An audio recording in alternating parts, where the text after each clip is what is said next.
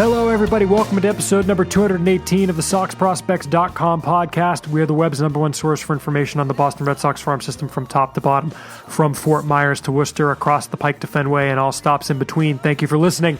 My name is Chris Hatfield. I'm the executive editor of Sox Prospects, and I am joined, as always, by our director of scouting and co-interviewing, Ian Kendall. Ian, we have a terrific episode for the folks today.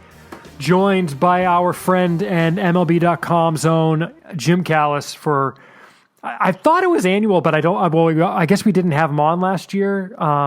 Maybe we did. I thought I couldn't find it. Well, no, I mean, last year's draft was weird, so. Yeah, but at any rate, our friend Jim Callis joined us again to talk for a full hour about the draft, about the Red Sox farm system. What other weirdness did we get into? I mean, we kind of kept it on task, I think, for the most part. But terrific interview with Jim Callis, and we've also got some things to talk about. We sounded the emergency podcast horn last week on Jarren Duran getting called up. We're going to talk about how that's gone. His first, this is somehow only his second game or third game? Second game, third tonight. His first home run. He's played Saturday, Sunday. Did he play? Okay, Saturday, Sunday. Okay, yeah, right. But yeah, Jarren Duran homered in his third game this evening. He's hitting second in the lineup. How's that going? We're going to talk about Tanner Houck. We're going to talk about Ian calling Christian Arroyo to first base and how that led to Arroyo going on the IL again. He probably regrets that. He probably does. We've got some promotions. Didn't look fun. It didn't at all. Did not look good at all. It looked like something out of like a Adam Sandler movie or something. But at any rate, we're going to talk about promotions. We've got a trade happening that we literally told you wasn't going to happen, and it happened anyway. So we'll talk about. Well, you told them it wasn't going to happen. I don't know. Oh, so when we're wrong, it's me. I see how this just goes. In this occasion. Okay, fair enough. At any rate, we're going to talk about Victor Santos and, of course, your emails. But first, just want to mention, if you want to support the podcast, you can rate and review us on Apple Podcasts or wherever it is that you listen. YouTube. Throw a subscribe on there, throw a like. I don't think there's stars. I think there's just likes. YouTube, Apple Podcasts, wherever you listen, and you can support us during the Sox Prospects donation drive. You can go to SoxProspects.com/donate to make a one-time donation, or you can also go to Patreon.com/SoxProspects and support with a pledge per episode, and you get some neat goodies. Along with your pledge, you can get access to the Patreon game updates. You can get access to early access to the episodes of the show, usually when they go up. And you can also get your name read on the show, which I'll do at the end, or not at the end, I guess right before our interview with Jim. But neat. We've got some good perks on there. And if you've got ideas for perks, by the way, everybody, hit us up. We're always happy to get some. And we've actually got some interesting goal ideas that we might have that I guess Ian technically hasn't signed off on yet. But maybe for next episode we can lock that in, Ian. But at any rate, should we just dive right in? Let's talk about Jarren Duran, Ian. We talked about the call-up last week. In 3 games, it's gone pretty well so far. In his first big league at bat, jumped on the first pitch, drove it for a single, came around and scored on a single, showing off his speed. Has been pretty good in center, I think, so far. What are we seeing so far out of Jarren Duran and the interesting decision to move him up to second in the lineup tonight? I think that, though, that he's kind of done what we talked about that he needs to do is kind of provide that jolt to the team, because they seem to be in a little bit of a lull. The pitching has struggled a little, specifically a few of the the lower starters, Martin Perez and Pivetta is kind of in a rough patch.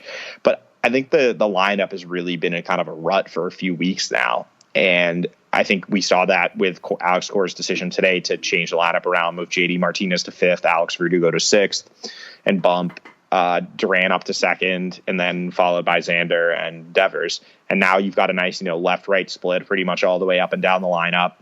And I think it also is kind of like a wake-up call to these guys that, you're not just given the number 2 or number 3 positions in the lineup. You got to earn them. And if you're not hitting, we're going to move it around and put other people in to try and get things going. And, tonight's the first night they've done that, and they've scored 13 runs in 6 innings. And Duran has a home run. Kike Hernandez has 2.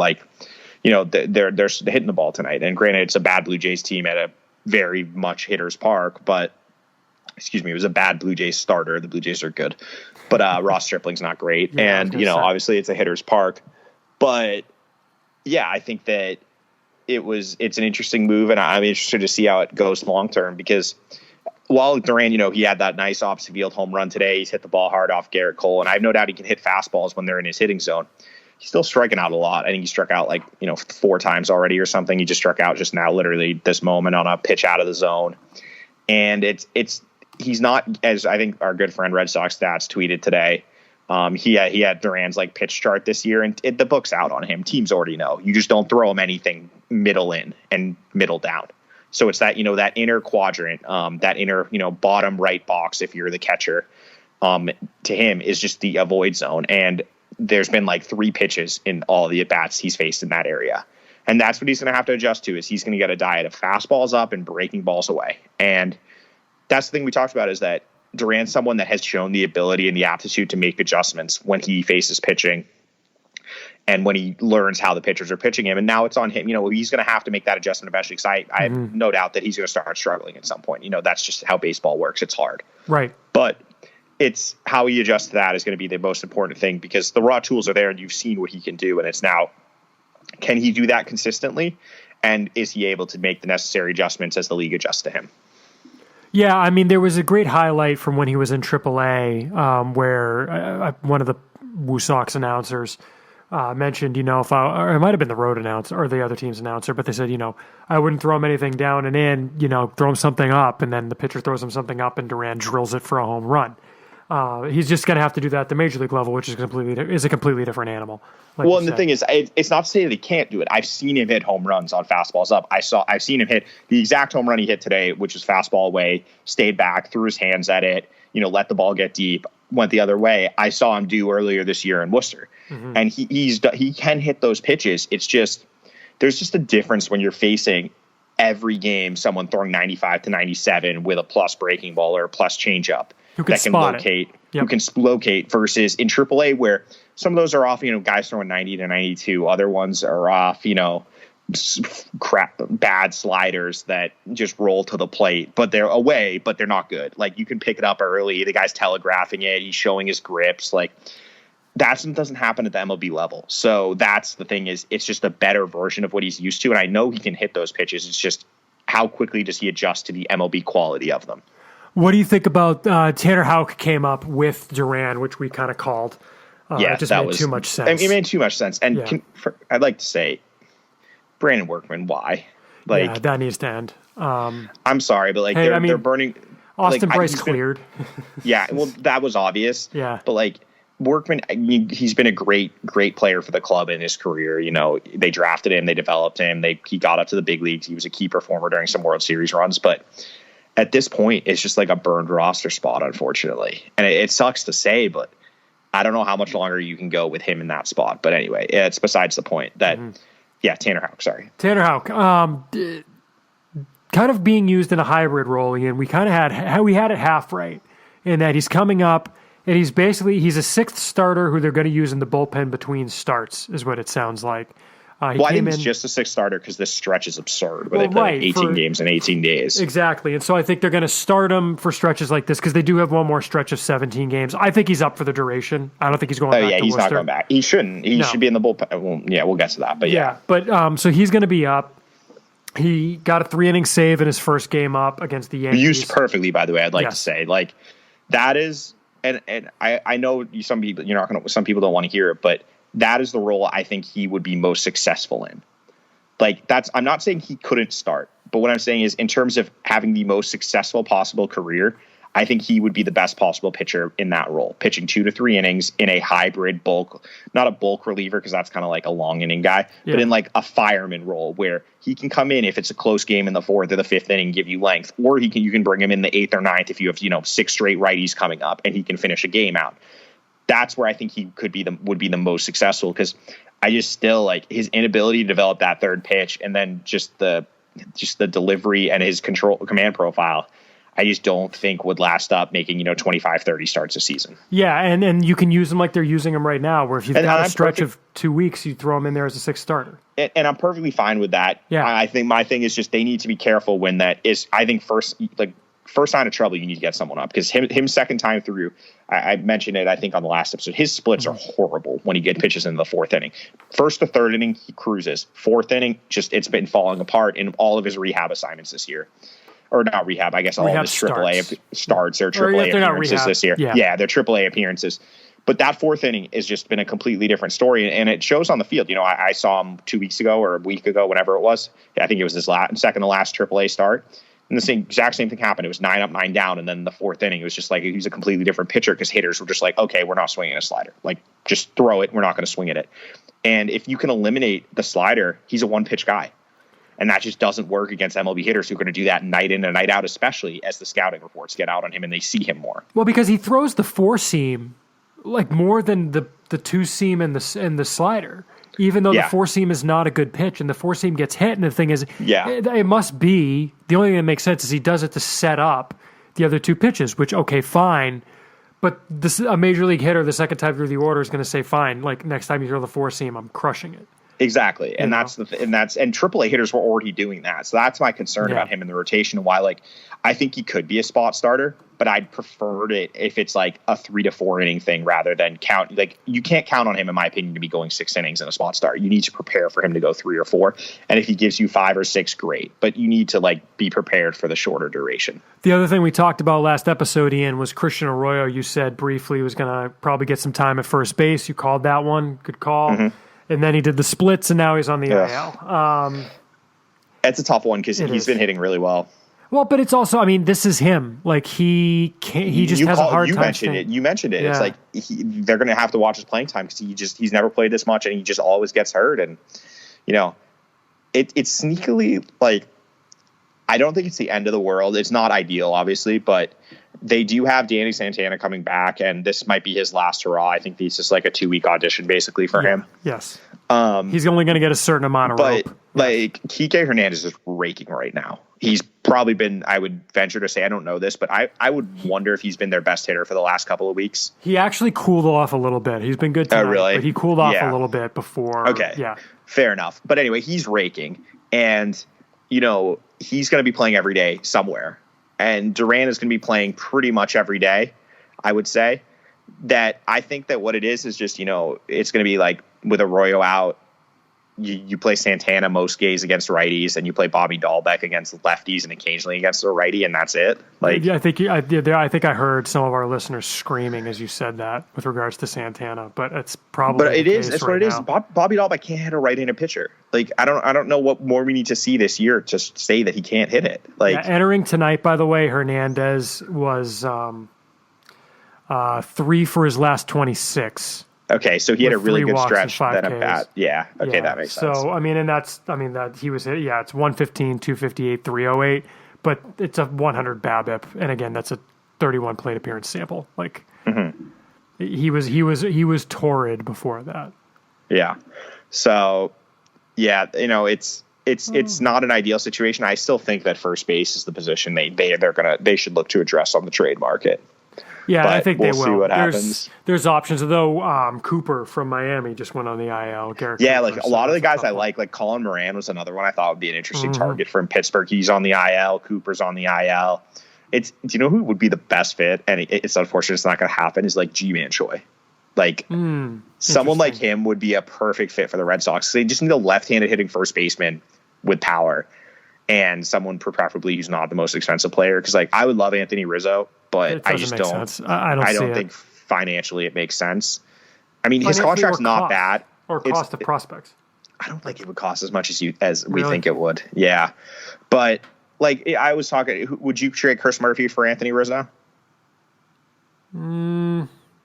Maybe. I mean, I would have to think about it.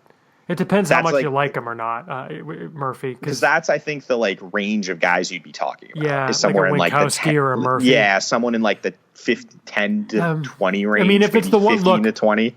Put it this way: you don't hold on to Chris Murphy to cost yourself a pennant.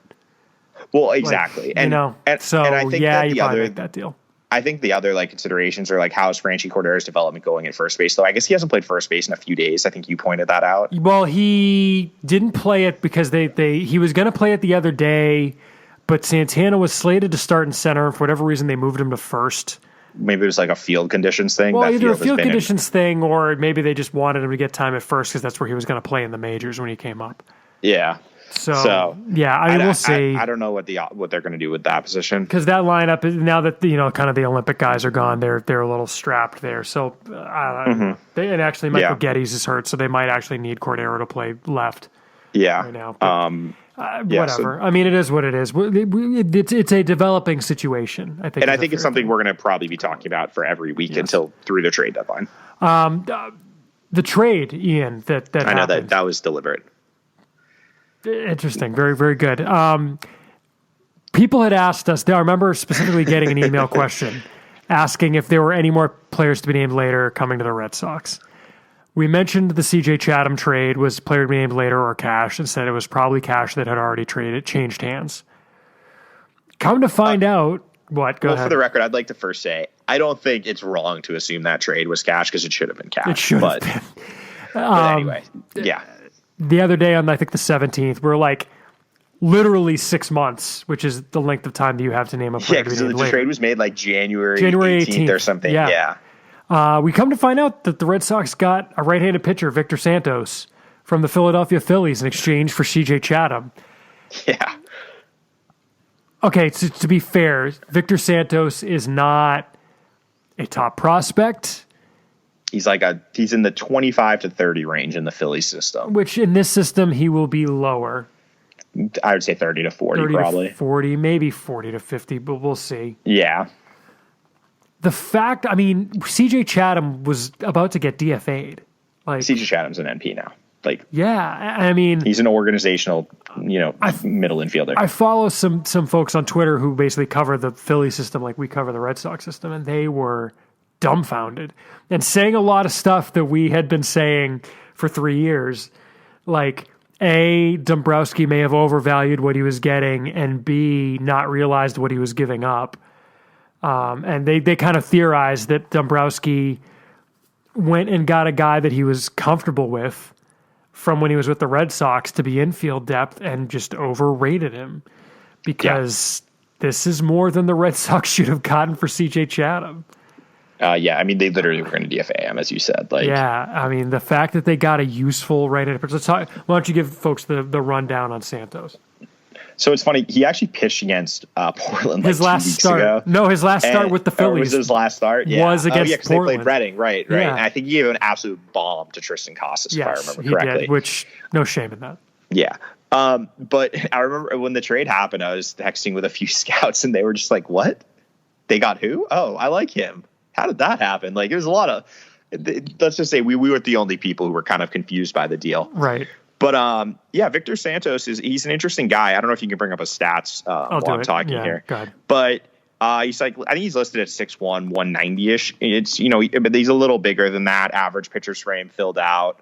And he's got a really good feel on the mound and strong pitchability. And he just knows how to pitch, and he gets guys out, throws a ton of strikes. Fastball is like 90 to 92. Early in the season this year, it bumped up to 92 to 94, which I guess was scouts I was talking to said made him more interesting. But he's back at 90 to 92 now. So, you're talking like a fringy fastball, but with plus control, above average command, and he's just got a really good changeup. It's like a split changeup.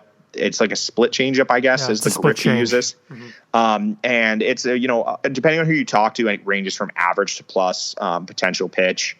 And, 77 to 79 deceptive arm speed, got really nice separation from his fastball. You're talking 10 plus miles an hour. And it's got that late dive you see with that split change. And it's a potential legit bat missing pitch at the major league level. And that's obviously the carrying pitch. And then he's kind of got a third. His breaking ball's like a slurvy slider in the high 70s. That's scouts I talked to put a 50 on it. So you're talking about a guy with 2 average secondaries at least and, a fringy fastball. And you can dream on, a back end probably a 6 starters, the most likely, kind of like an up and down guy, provides bulk innings when you need him. Maybe he's ceiling is like a number 5 starter. But to get that, a guy who, as one scout put it to me, I wouldn't be surprised if this guy pitched 5 to 10 years in the big leagues. To get that type of player for CJ Chatham is just, I think, a really good, just another great depth move by the Red Sox and adding to kind of that staple of high minors, potential arms to help the big league club in the next couple of years, because we've seen this year the importance of having that depth and having those guys who can go innings. Right now, I think that's part of the issue the Red Sox have been having, is that with Houck, Seabold, and all those guys hurt, they just don't have anyone they could have brought up to start games. And, someone like Santos, not this year, obviously, but maybe in the future could be an option if they need a depth guy like that. Yeah, it's making something from nothing. And like we said, it's moves around the fringes of the roster. It's minor moves. It's getting Brock Holt in the Hanrahan Melanson deal. It's those kind of small things that add up over time. So I love it. Not because Victor Santos is going to be even a top 20 or 30 prospect, but it's maximizing value is really what it is. Exactly. So, and he's been excellent in Double-A this year. He started the year in the bullpen and basically pitched his way into starting. I don't know how they're going to use him in Portland. I would presume he moves back to the bullpen. Start. You think? No, I think he starts. Who do you think they move back to the bullpen? Well, didn't Matt Kent just get promoted and he was starting? He was not starting.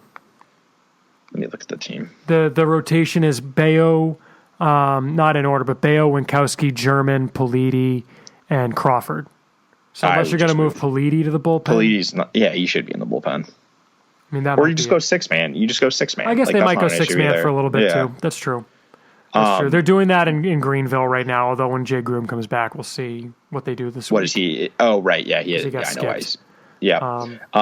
But yeah, no, like Santos, the stats line I was referring to is 20 innings in Double-A, 17 hits, 7 runs, 15 strikeouts, 4 walks.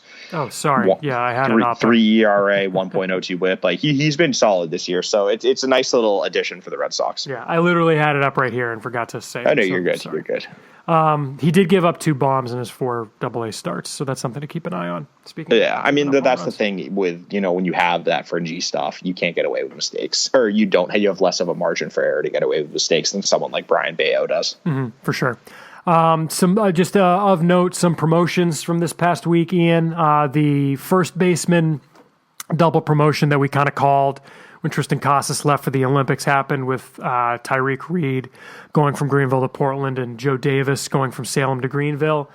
Both guys hitting really well this year, both going to, I think, more age-appropriate levels. Reed was repeating high A at age 24. I'm happy to see him in Double-A. Davis, again, low, kind of old for Salem.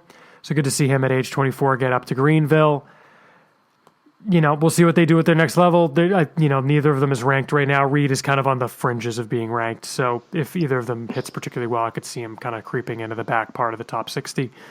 I kind of want to rank Joe Davis just because it's Joe Davis, but I mean, yeah, we're obviously two of the biggest Joe Davis stands in the world, but I'm glad to see them at more age appropriate levels, and I'm interested to see what they do, because Reed is mashed this year, and I think he's up for Player of the Week if I remember correctly, because he had a really good week. He is. That's true. He is. And Joe Davis, obviously, he might win. No, he wins this week. Actually, I thought Devlin Granberg was going to win. No, the poll is who do you think is going to win?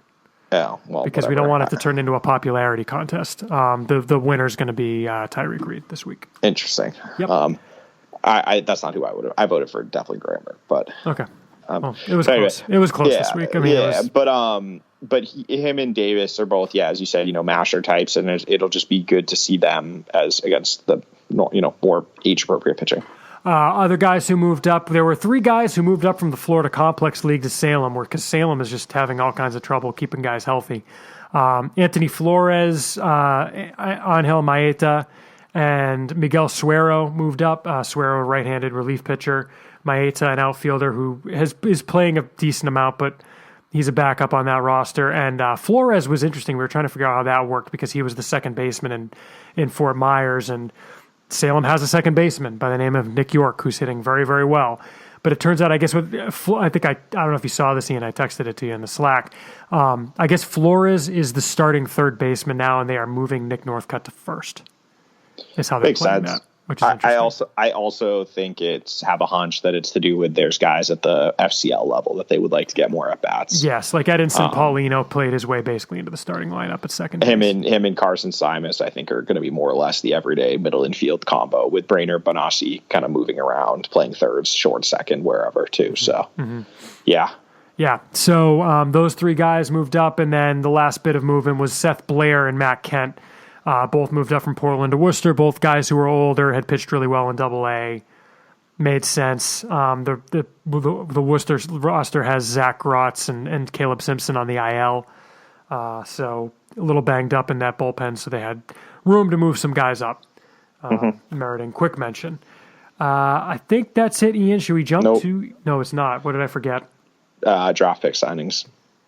Oh, I guess there's draft pick signings. Yeah, we don't really get into this with Jim, but the first round of draft pick signings or reports of agreements have come in. I think we're going to get, Ian, a release this week because a bunch of guys have reported to the Fort Myers complex. But yeah, because unlike some of the other teams who kind of announced them one at a time, the Red Sox, it seems like they prefer the bulk approach. Yeah, the bulk approach. So I think, as you said, you're probably right. We'll get like a bigger number this week. I think of note, I think the highest reported signee is Tyler McDonough, the 3rd round pick from NC State, who Chris Cotillo reported or signed for slot. Then $831K. Yep, and then Daniel McElvany, the 6th round pick. I think Cotillo also reported today. Yep, signed for $200K, which is a haircut. $106,000 under slot. So there's $100K towards Nathan Hickey, Jed Fabian, guys like that. And then I think this one's official, right? Matt Litwicki. Official in the sense that Jim Callis, or not even, Jim Callis tweeted it, and it was in the transactions of Matt Litwicki, the 10th rounder, right-hander out of Indiana.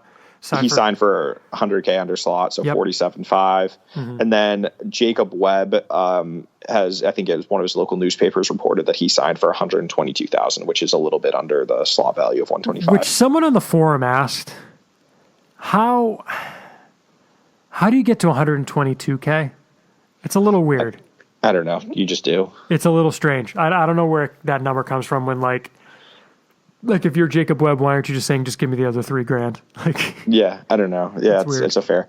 But I think there's several other guys like BJ Vea has, I think, pretty much insinuated there. He's signing. There's a photo of him signing his contract. Okay, so Philip Sykes tweet or Instagram that he was signing. He got on a plane to Fort Myers. Tyler Miller, the 9th rounder out of Auburn, flew to Fort Myers.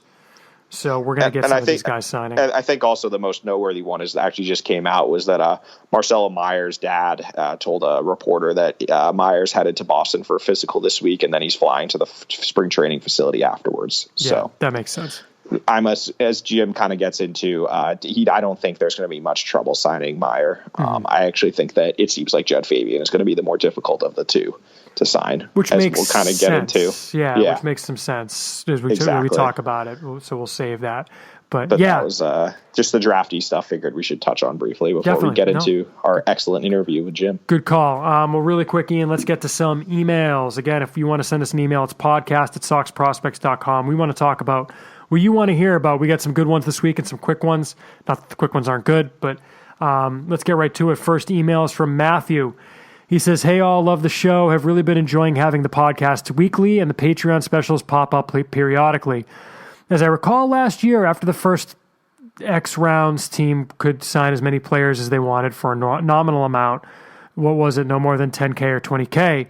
If I remember, they signed more of those players than any other team. Have any of those players performed well? Did the Sox get any luck picks?"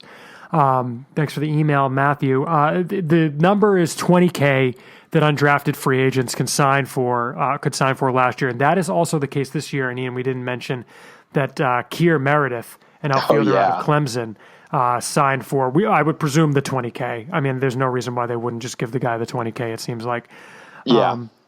It's fun little signing. Fun little signing, athletic. Jared Carabas over at Barstool tweeted a great video of Meredith reading a letter that he wrote to his late father. Seems like a quality pickup. Yeah, great makeup. Yep. Can hit a little bit, gets on base a ton. Looks athletic as hell. Really good bat flipper. There's a video of him hitting an absolute tank off some like giant pitcher for Coastal Carolina this year, which was fun. So yeah, no, I as you just add depth, and it's a good question. I think that they actually have uncovered a few interesting guys from that group. Some who we knew about, some who we didn't. But. Yeah, Brian Van Bell is in high A already, and he's been a starter pretty much the entire year. I think he's had a decent year. Jordan D Valerio has been one of the better relievers for the Salem Red Sox this year. Yeah, he has tailed off a little bit lately, but that doesn't. Your point stands that he's been pretty good and like a long relief role, bordering on like a piggyback starter. Yeah, Casey Cobb has been good enough that I think he's been promoted to Greenville since then. He was another undrafted. He hasn't yet, I don't think. Oh, he has. I thought he should be. He should be, but I think he's still. Sure? Yeah, he's still in Salem, as is Robert Kwiatkowski. Both yeah, of them that's who I was going to say. And then some of the guys also just kind of started up with the FCL starting, and I know like Murphy Andrew has been up to 95 to 97 down there. Jose Garcia is a catcher; he can hit a little bit. He's off to a pretty good statistical start. So yeah, there's definitely some interesting guys from that group. I mean, obviously, there's not a surefire big leaguer, but at the very least, you're adding to your organizational depth. Yep, for sure. And they did sign more than any other team last year. And Paul Taboni said they want to be active in that market again this year. So great question. Thanks for the question, Matthew. Our next email comes from Mike. He says, "Hi, guys. Love the show. Question. Has Pedro Castellanos finally tapped into his raw power? Would that change him significantly as a prospect? The word on him for years has been plus raw power, unable to tap into that power in games. We saw a glimpse at the end of 2019 that he may have turned a corner. 2020 was a lost season, and after a slow start, his batting line against AA pitching is just nuts. Since May 1st, 26 games, 108 PAs. He sent this 5 days ago for what it's worth.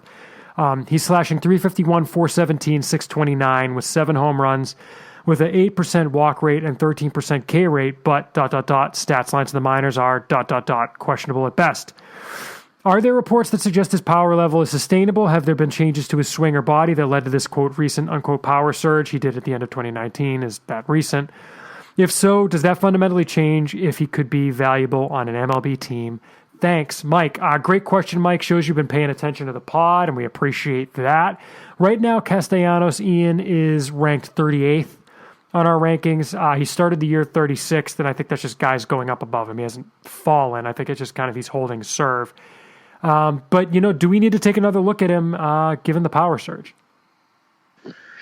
It's nice, but he unfortunately falls into the bucket of players who play first base only, but he's not even playing first base right now. He's playing left field.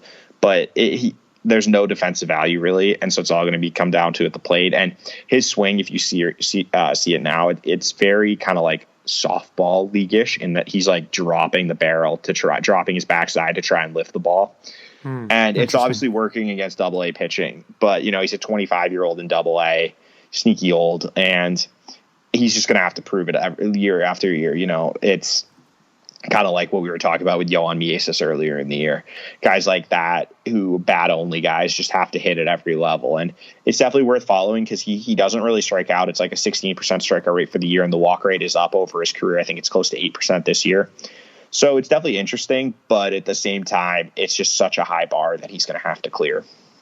Yeah. I mean, he's been a guy we've had our eye on for a while. I mean, we've seen him in camp and wanted to push him, into like a top 20 almost, and he has made appearances in the top 20, but then the production just doesn't come. But yeah, he's up at 301, 365, 505 for the year in Portland with 10 bombs, 10 doubles, and a triple in 53 games.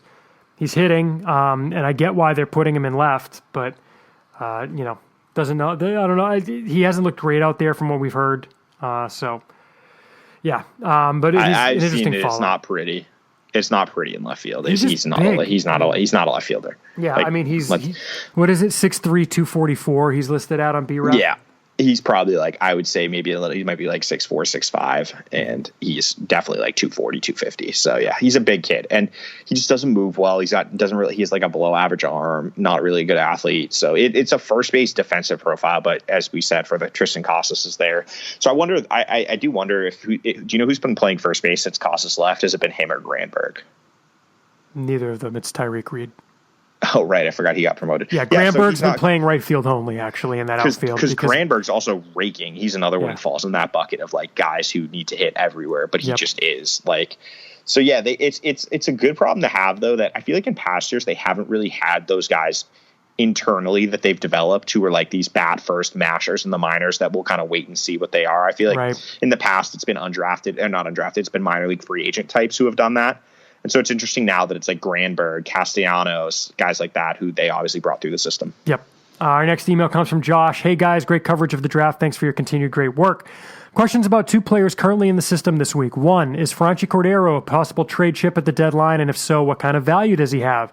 Would he net more than Marcus Wilson in a trade, or has a consensus formed on him around the league that he's nothing more than a quad A player?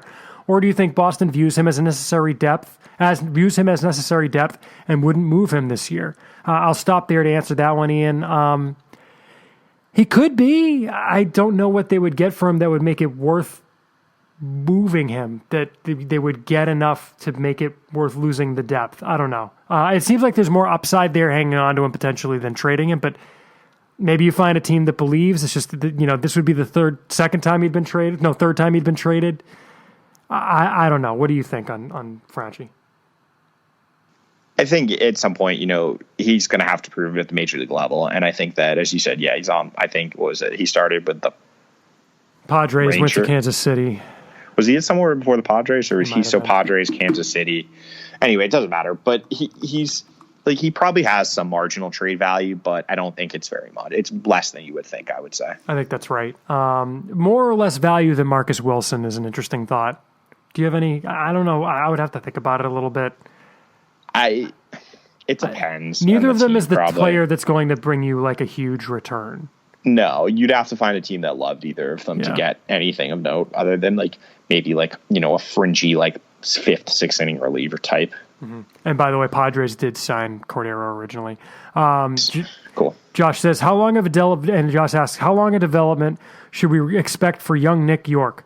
Is opening day 2024 in Boston a possibility, or is that too optimistic to be considered realistic? Also, is his defense keeping up with his bat? I haven't heard much about that in reports. Thanks again, your friend, Josh. Oh, he's our friend, Ian. That's very nice. I'll talk about the defense because I've seen him this year. Granted, it was only one game, but just the actions there, he doesn't strike me as a natural second baseman. I'm not saying it can't. Yeah. I'm not saying it can't work there, but it's rough in the sense that not that he's making errors, but just it's rough. Look, like I said, it's not fluid. No, he's pretty robotic there. Gun to my head, he moves to left down the line, but I'm not saying he definitely is going to move to left either. The scouts I've talked to on him have not been blown away with his defense. They say if he sticks at second, it's like a fringy defensive profile. I think that's about right. He's like a 45 defender at best. Yeah, and there's been several who've mentioned potentially left field as his future home defensively. And then as far as development timeline, I mean, I hate to throw development timelines on a high school kid in low A. But if you figure a level a year, I mean, he's definitely at least starting in Greenville next year, if not getting a cup of coffee. He'll get up to Greenville this year, I have a feeling, as long as he stays healthy. Yeah, he'll get a cup of coffee there just to kind of get his feet wet. Presuming Salem doesn't make the playoffs, which I haven't looked at the standings. Yeah, we forgot to. I guess we haven't mentioned that there are minor league playoffs now. But the minor leagues are going to have playoffs. The AAA's playoffs are dumb, by the way. Well, they also expanded the AAA season by 2 weeks, so it goes to October now. Well, but that's what their playoffs are going to be. Just they added 2 series for every team, and those 2 series are the playoffs. Oh, really? Okay, yeah, and it's just who has the best record in those 2 weeks will be the playoff champion. Oh, to go play the other division or whatever they're doing. Yeah. No. I think that's the playoffs. I thought they were doing they're playing the other division thing. I don't think so. Maybe. That's what Double A is doing is the East and the West or whatever play a 5-game series. But anyway, I think York is he's going to dictate his own timetable. I think it's hard to throw. And I think we talk about this with Jim to put together an accurate timeline, because at the end of the day, the player is what's going to determine it. Yep. If a player hits at every level, they're going to get moved up quicker versus, some other factors. And I think one thing we've seen that with the Rays in the past is that they're not afraid if the guy's performing, they'll move him. They're not.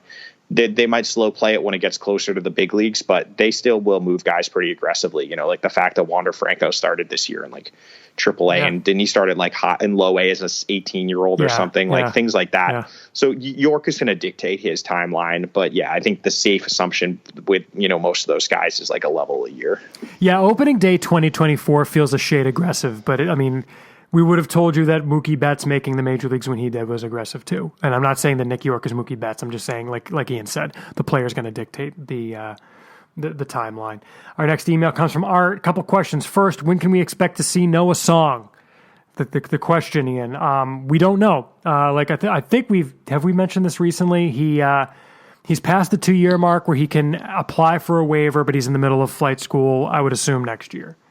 I don't think. And I think it's going to come down to if he wants to play. Like, yep, exactly. We don't know that to be the case. I do think it's interesting though that recently the Navy granted a waiver for an NFL player. Yes. Well, that's under the new that's new what I was about to say. Song just got screwed by the timing. Like it just, he got caught in a situation where, bad politics really impacted his playing career. And it's an unfortunate thing because obviously like it, for him, he clearly wants to serve the country and that is fantastic. And that if he chooses to go that route, I'm sure he will have the full support of everyone, with the Red Sox team and everything. But, right now or a couple years earlier, he would have been pitching still. And he obviously had a very bright future on the mound also. So we'll see what happens. But yeah, it's a wait and see approach right now. Yep. And then Art's second question is, I'd see the daily game logs, and it seems like Danny Diaz is not progressing well, especially for someone who received such a large bonus. What are the reports on him at this point? Thanks for everything you guys do. Ian, what reports have you gotten on Danny Diaz? Anything? Yeah. Let me sorry, I got to find it. Well, here's the thing is he's first base only at this point. He had a really down year in 2019, which included him getting demoted from the Gulf Coast League back to the Dominican Summer League, just because he was struggling. Yeah, I got it. Yeah. Or whenever you're it's too much swing and miss. The body's regressed significantly. He's not like terrible, but it's one of those things where he just doesn't have a lot of feel for the game. And he does, every game there's some mistake, whether it be an error or him swinging a pitch that's just not even close. They're just like, why are we doing that?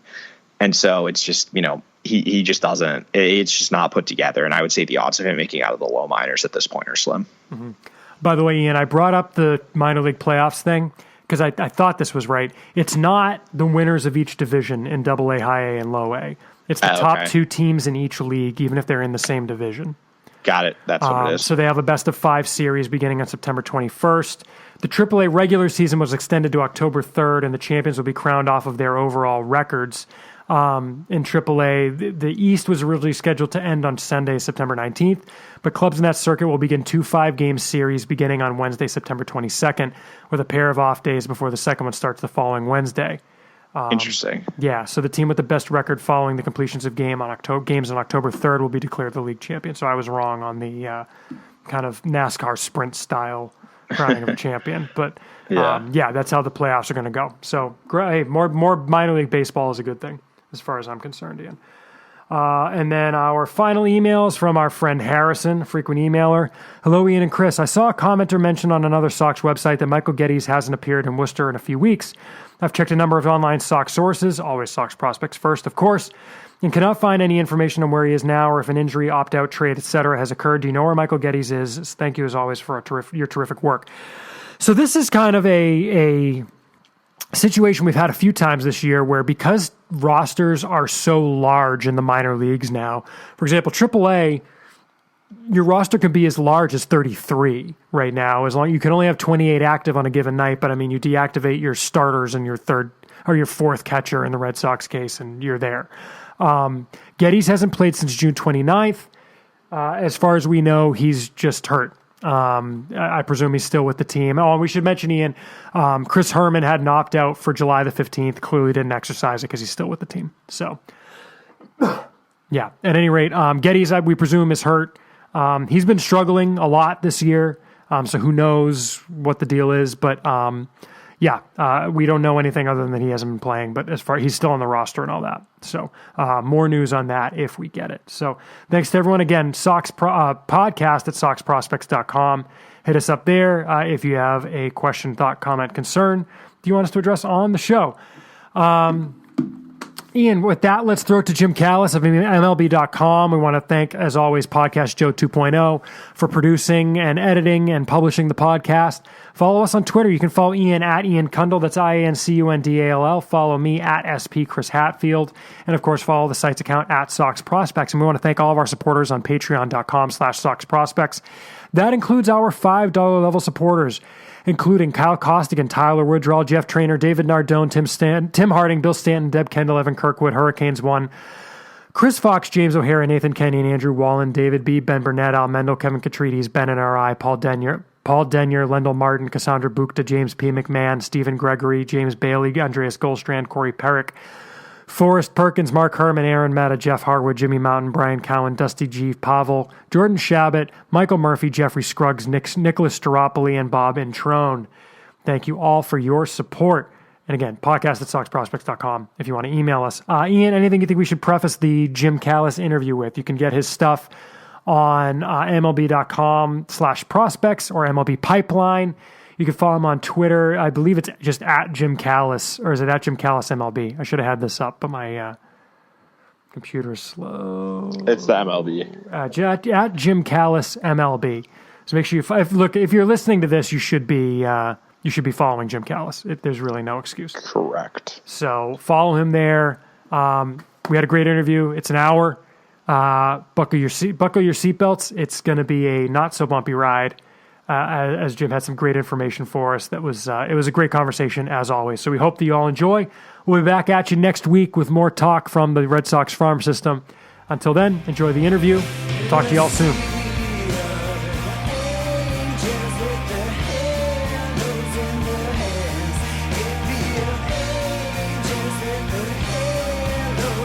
All right, and we are now joined, as we are regularly at this point, by our good friend Jim Callis of MLB.com. Jim, it's a pleasure to have you on, and I think you are now officially, you might be passing Alex Spear for our most frequent guest. We'll have to confirm that with the record keepers. I'll have to come back if that's not true. Exactly.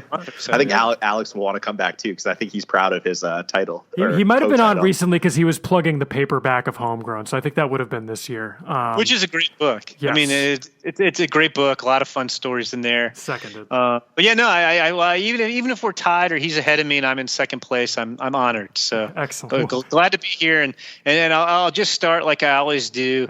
I can't tell you how much help your site is, especially when I'm like trying to fill in injury blanks or something when I'm writing up guys. But just every organization and their fans should be so lucky as to have somebody cover their minor league system like Sox Prospects covers the Red Sox. Like you guys do just excellent work that's incredibly deep.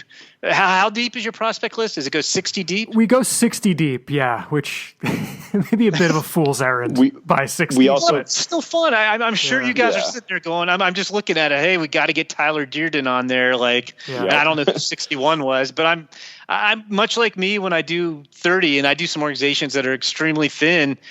You're still sweating that you want to make sure you don't leave anybody off who shouldn't be left off. So for sure, yeah. I think 61 might be Devlin Granberg right now, technically. Just since I like Devlin Granberg. Yeah. He can hit. So it is what it is. But we appreciate the kind words, Jim, and of course we're huge fans of your work on MLB.com, covering the draft, covering the Red Sox system, the minors as a whole, the draft as a whole. And it just, this is a great time of year to have you on always because we've got 20 new draftees that the Red Sox have selected, and with one or two exceptions, not yet signed, or I guess not technically signed. A lot of guys are heading to Fort Myers today, put it that way. But we want to just get your thoughts on what looks to be, in the grand scheme of things, potentially a very significant draft for this organization. We knew going in, picking 4th overall, that this was a big year for them. And I feel like the last 2 times they picked 7th in the past decade, we said, oh, well, they don't get to pick here often, and they wind up picking here often. So I'm sure that, Paul Taboni's the first to say they hope they don't pick here again, but at the same time, it's a great opportunity. And I guess, we would ask, usually I ask what your thoughts were on the whole, but I think that really has to start with Marcelo Meyer at 4th overall, right? And so I guess, can you tell us a little bit about what led to him getting to 4 for this team? A guy who seems to be, the consensus top talent available.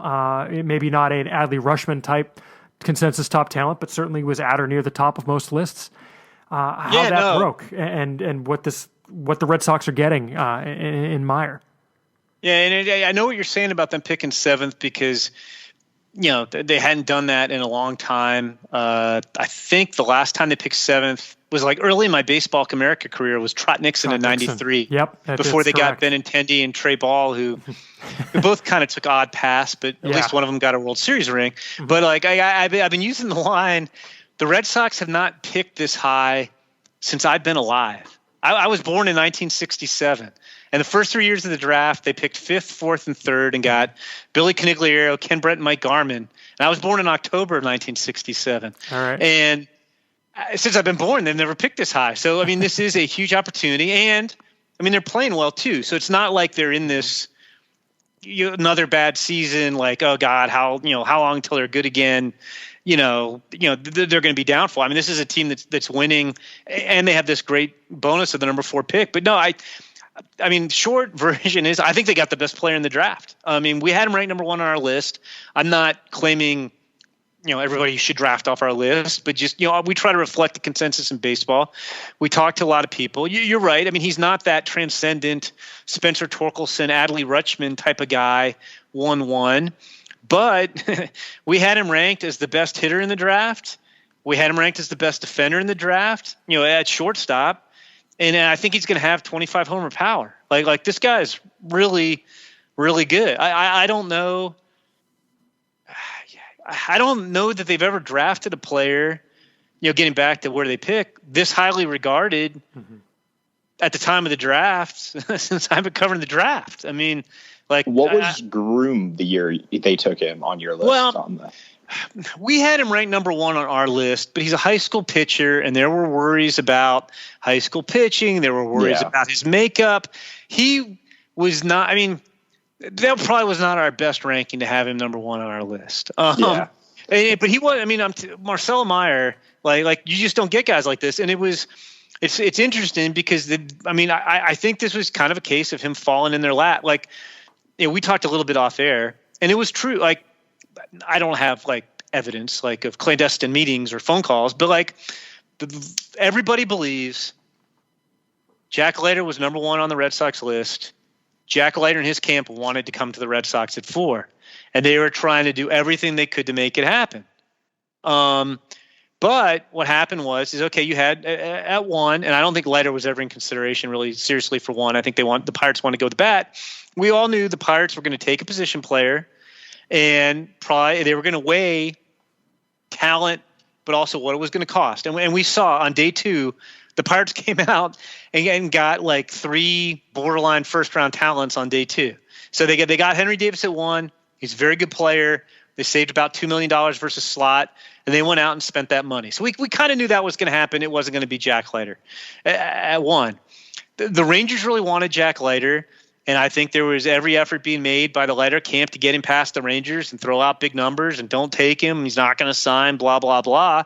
And the Rangers ultimately said, I mean, I've kind of used this expression before, but Leiter's a prisoner of his own talent. He's so good. I mean, the Rangers are going to offer him. Their slot's 7 something. He's probably going to get offered, around 8. And nobody's turning down $8 million. I don't care if you want to go be a Red Sox. You're not going back to Vanderbilt if you get offered $7.7 or $8 million.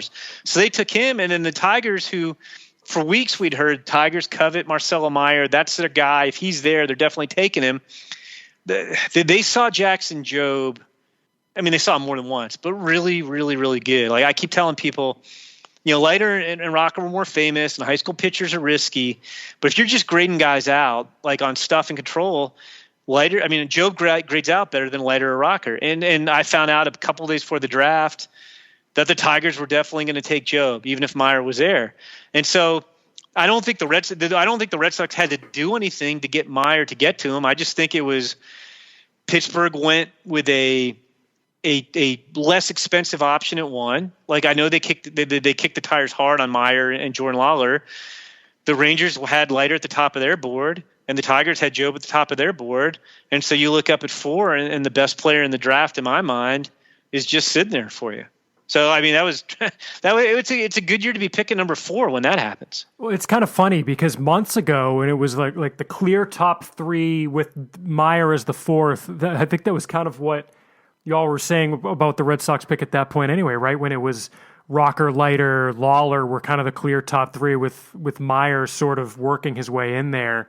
And the Red Sox were in the position to just sit back and get whoever fell to them. It's kind of funny that that's how it worked out after all, even with, different names going into that top 3 with the way it shook out. One thing that I kind of noticed, Jim, I believe you do MLB's Red Sox list. Yes. the question that we get almost immediately the same one you're going to ask me. Yes, go ahead. Is where do you think he's going to slot in on your list? Future value grade wise on the site, it looks like he would slot in at 1 as a I think you guys have as a 65 with Casas, Downs, Duran, all 60s, I believe, or maybe 50. Yeah, and it's weird because like we try to make the draft grades like to where you can just kind of slot them in. I'll put it this way. I don't think we're going to make Meyer. I don't know if we're going to carry any of those guys over as a 65, which I think would make them better than C.J. Abrams, better than Bobby Witt Jr.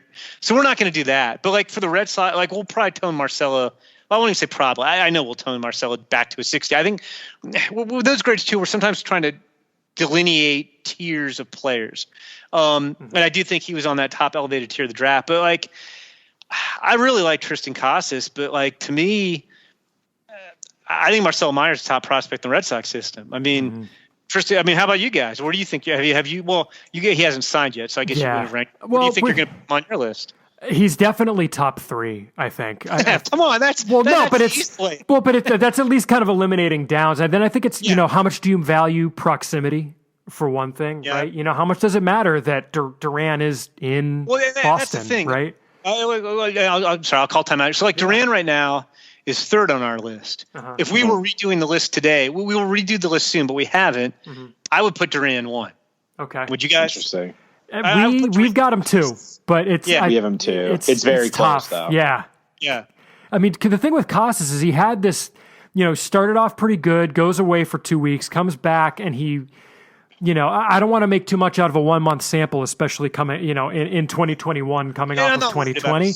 I'm not worried about him either, but it's like, you're waiting for where's the power? Is it coming back? Is it coming back? And then in his last few games before leaving for Cary, for Team USA camp, he goes deep in consecutive games. It's like, okay, good, sigh of relief. Not that we're really. Yeah, I think you're right. You have to give him some. I mean, cut him some slack. I mean, coming off a COVID year, going back and forth with Team USA. I agree with all that. Yeah. I think we're gonna have him 3, but it's like I certainly wouldn't. I don't. You're gonna put him 2 now?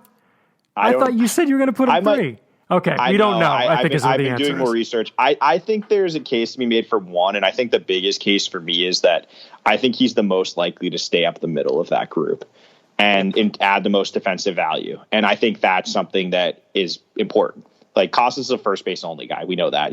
Could he be like a solid first baseman defensively? Sure, but that's not that important. And Duran, as I think it's been kind of everyone's talked about it. The defense was holding him back this year. His defense and his strikeout rate. And the defense is still a question mark. I'm not sure he's anything better than like a 45 defender in center field and might have to move to a corner eventually. And so if Mayer is someone who is one of the, as Jim said, you guys had him as the top defensive shortstop in the draft. Well, top defender at any position. Sorry, really. Defender at any position. Exactly. If that's what he is and you combine that with his, potential hitting ability, it's hard to turn that down as the number 1 guy, in my opinion. Yeah, I mean, it's an interesting case. And then you get the whole dilemma, and I think you guys do the same thing. I mean, you're looking at long-term value, but like if we put him number 1, I will definitely hear from people saying, how can you put this guy number 1 when Jarren Duran's in the big leagues and Casas is winning a gold medal or whatever? And it's like, again, like I mean, theoretically, when you do these lists, when you do your list, when we do our list, what you're saying, and it's, I mean, look, I mean, it's not like anybody's perfect, but what I'm saying is if I put my Marcelo Meyer number 1 on my list, what I'm saying is I would not trade him for anybody below him. And if you put Marcelo Meyer 2 and you put Duran or Casas 1, you're saying, well, if you gave me my choice of those guys today, I would take that guy. I mean, that's a little oversimplified because you do have proximity and present value, like if the guy's in the big leagues, but that's ultimately what you're saying. And I just look at Marcelo Meyer. I think the guy's definitely going to hit. I think the guy's definitely going to be a good shortstop. I mean, if in a perfect world, he'd be a 6 runner instead of a 5. That's fine. And I think he's got 20 to 25 home run potential. I mean, he doesn't have Casas' home run potential, but he showed Jarren Duran's 24 and what's Meyer, 18? Like Meyer's got a lot more power than Jarren Duran had, 6 years ago. So, I mean, it's funny. Like when they took Benintendi, I think we had the same conversation. Probably. And we could do a whole podcast about what happened to Andrew Benintendi. But oh my gosh, for a while, I mean, he did become the best prospect in baseball, and he helped to win a World Series. I mean, even if he went 0 for the postseason, that catch off Bregman, I mean, that could have been different. That was worth it. Series. But so anyway, I mean, they got great value. I mean, we talked about at the time that they were in just the right place to get Andrew Benintendi that year because he kept moving up boards. Cubs really wanted him at 9. I think that's when they took Ian Happ. Mm-hmm. And, it was kind of right place, right time for the Red Sox. You don't usually pick that high. And I think it's one of those things. Like, I'll give you a perfect example. I'm a Steelers fan. I grew up a Steelers fan. And I'm still a Steelers fan, so I'm not a fair weather fan. And the Steelers generally don't pick very high in the draft. And the one year, I think in the last, I don't know, it might be like 20 years where they had their highest pick, they picked 11. Like I know they traded up for Devin Bush, but the year they had the highest pick, their own pick, they picked 11th and Ben Roethlisberger was there. Mm-hmm. And that was just huge luck. Like another year where the quarterbacks aren't as good, maybe the last, 15 years of Steelers history are totally different. Right. But, it's like sometimes it just pays to be in the right spot at the right time. And I think that's what happened here with Marcelo Meyer. Yeah, I think what is the saying? Sometimes it's better be lucky than good. Yeah. Like, they just happened. The draft fell a certain way, and I don't know if they could have predicted it, but it ended up working out, really well, as you said. Yeah, I mean, I'll be honest. A week before the draft, I wouldn't have thought there was any way Meyer was going to get to them. I still thought Pittsburgh might take him. I don't know what the money came down to on different guys, and I thought A, Meyer was going to go to Detroit, and B, they later might very well push his way to Boston. But lo and behold, they got Marcelo Meyer. The interesting question would have been, I'm sorry, I was going to say ahead. is if let's say Meyer goes 1 and later goes 2, what Boston would have done at 4? Because I never felt like I was real confident what the plan would have been if that were the case. I think there was Henry Davis mirror. It seemed like Henry Davis was the person who was getting mocked to them the most, but I don't know if that was I did that, but I never felt like I really knew that. It was just kind of like, I think this is kind of I never had any insight. Like I'm convinced Leiter was their top guy, and then with the way the first 3 picks unfolded, I was about to say unfelled, which is weird. Unfolded. Meyer was the obvious guy, I think, at 4, but I would have guessed Davis. But I don't know that definitely would have been who they would have taken. Well, we kind of had the chaos scenario for the Red Sox was if the top 3 were Leiter, Davis, and Meyer, then what do they do? And that's what I would have been very interested to see because they had Brady House was in for a workout recently. Yeah. Who else?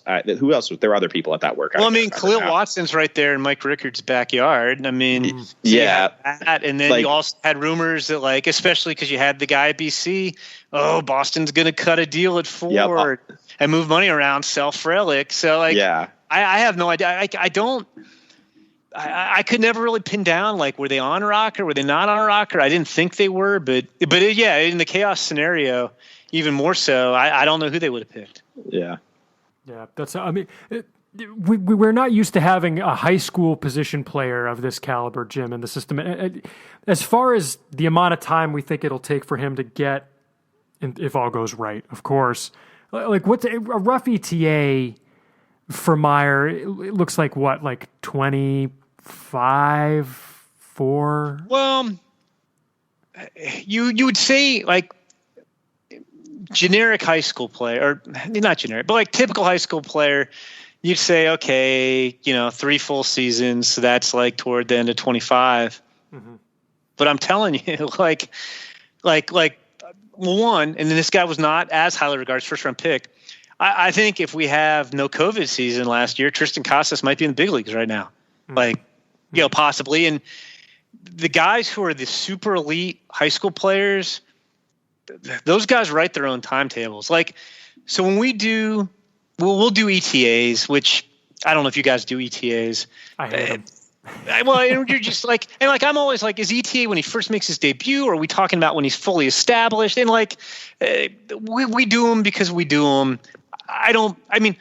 Yes, I will put thought into what I do, but I think they're basically worthless. That said, he will probably get the accelerated high school ETA where he'll be a 2024 guy, whereas the majority of guys in this year's draft will be 25s. But just look at at say Bobby Witt Jr. or C.J. Abrams, who again had the COVID year but are already in Double-A. Like those guys would be up beginning of next year. And I just, again, I mean, we'll see how it plays out. But if Marcelo Meyer's the best hitter and the best defender in this year's draft, he's probably going to move pretty quickly. So, it'll be interesting to see. Like I think 24 is a reasonable expectation for the best high school player in the draft. All right. And then, we get that on day one, Jim, and day two for this draft starts with a bang as the Red Sox pop Judd Fabian, the center fielder out of University of Florida. We've heard this has the potential to be, what was the quote, Ian? Either a disaster or... like a home run or something. Yeah, this is going to be either a tremendous pick or an absolute disaster. Well, what do you? I mean, that's hyperbole for sure. Yeah, I was gonna say, like, I don't know, like, about disaster. I mean, like, you picked the guy 40th overall, and some of those guys scale. So, like, I mean, I like that. I mean, it's weird, and we'll talk more about Nico Cavadas. I actually thought the Red Sox got the best player in the draft on the first day, picking fourth. They start off the second day by getting a guy who, coming into the year, was in their plans for number 4. He was on their list of candidates of guys we conceivably could take at number 4. And they get him at number 40. And then on the third day, they got pretty much the most signable college player who was still on the board in Nico Cavadas, who's got some power. But no, Judd Fabian is a guy who I would want to have in the draft, and I would want him to be my second pick, which is exactly what they did. He had a very weird year. I mean, he graduated early from high school, so this theoretically would have been his sophomore year in college, except he enrolled early, so it's his third. Well, I guess he's a COVID sophomore, but it's his third year at college. He's never really hit for average at Florida. He actually hit better with Wood on the Cape, which was 2 summers ago.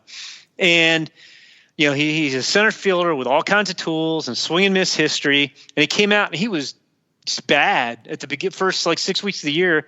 The strikeout rate was about 40%. And then this seems like an oversimplification, but you can actually look at the video. He shortened his stride. He shortened his stroke with 2 strikes. He developed a 2-strike approach. All of a sudden, he's hitting home runs left and right. 2 home runs off Jack Leiter. I think he had a 15% strikeout rate for 2 months. And it's like, okay, like if, this guy, I thought he was going to go mid-first round again. And then, things got a little crazy. We're doing 8 million things. So I didn't watch as much video at the end of the year. He didn't play well the last 3 weeks of the season, started striking out again. So, yeah, I mean, you worry about the swing and miss, but I mean, this is a guy who has, as much, power as just about anybody in the college class, and he can play center field, and he can throw, and he can run.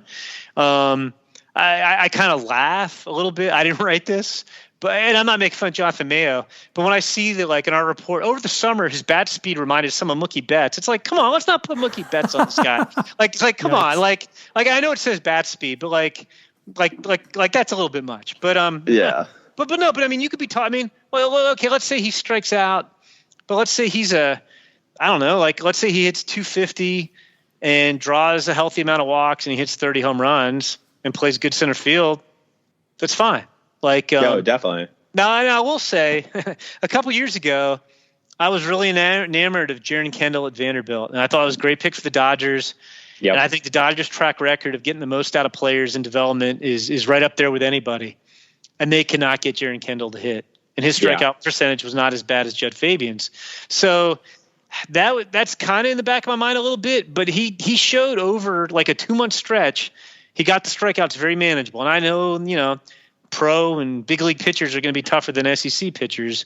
But, I mean, he hit some good SEC pitchers too. I don't know if he was trying to do too much at the end or what, but – I was encouraged by the adjustment. So I really like the pick.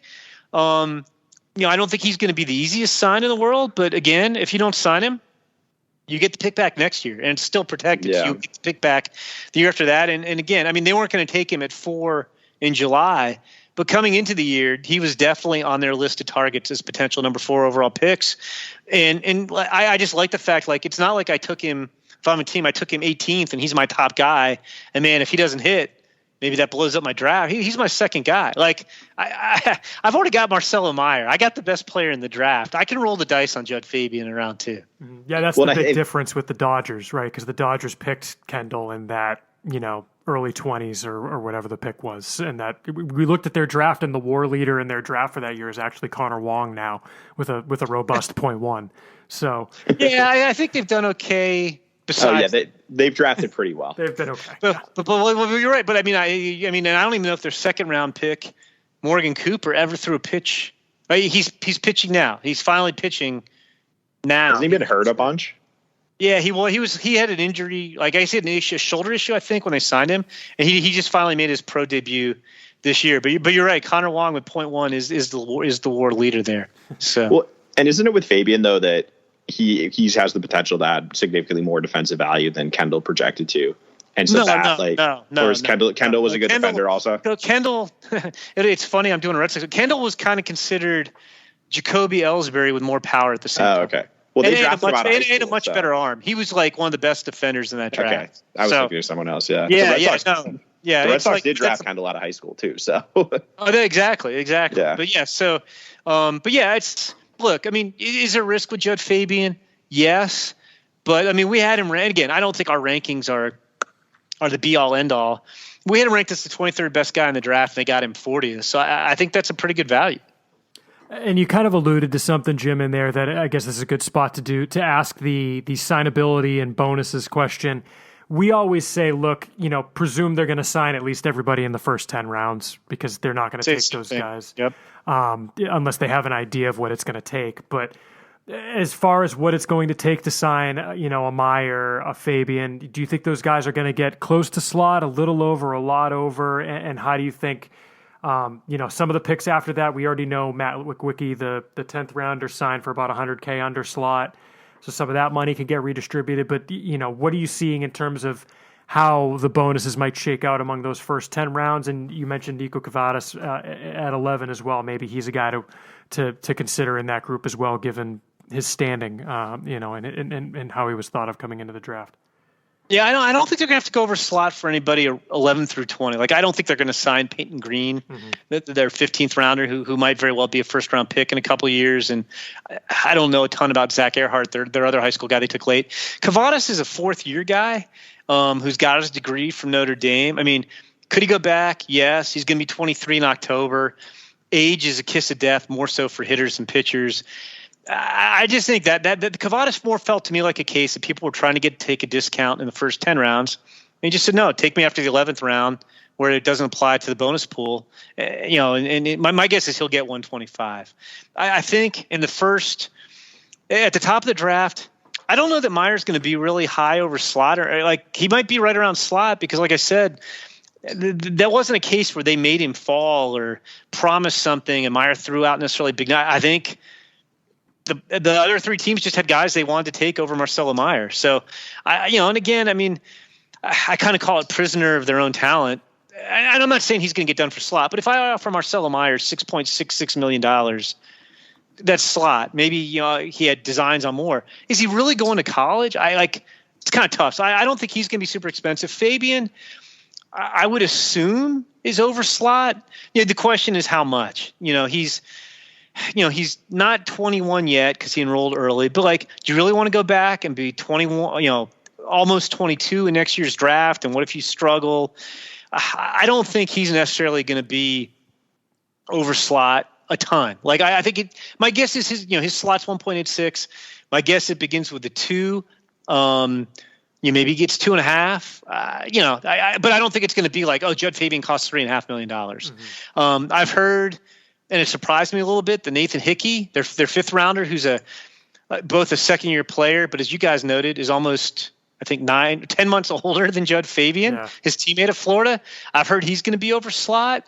Tyler McDonough is 22. He's a fourth year college player who was eligible in last year's draft. Maybe he's a little under. Lil Wicky's under. Hunter Dobbins, their eighth rounder, had Tommy John surgery. There's no way he's slot. The high school guys they took in the 4th and 6th round, Rodriguez and McElvaney, were not that people are determining bonuses on our list, but they weren't on our top 250. So I don't necessarily think that those guys are going to be expensive. And maybe they're, Wyatt Olds had a bad year at Oklahoma. Mm-hmm. So maybe he's under slot. So I guess I'm rambling now, but I don't think Marcelo Meyer is going to cost him $7.5 million. I don't think Judd Fabian is going to cost him $3.5 million.